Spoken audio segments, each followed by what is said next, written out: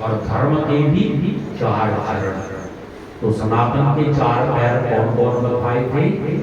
गंगा, बोलो, गीता, गायत्री और गाय। और जो धर्म के चार पैर, सत्य, बोलो, दया, दान और पवित्रता।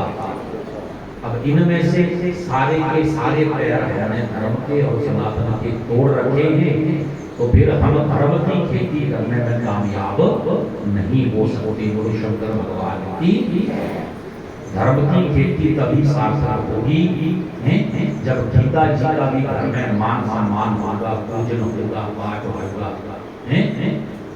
गायत्री का भी समय समय के ऊपर जाप होगा और गाय माता की भी सेवा होगी। सत्य सच बोलना पड़ेगा, झूठ से पीछे हटना पड़ेगा। दिल के अंदर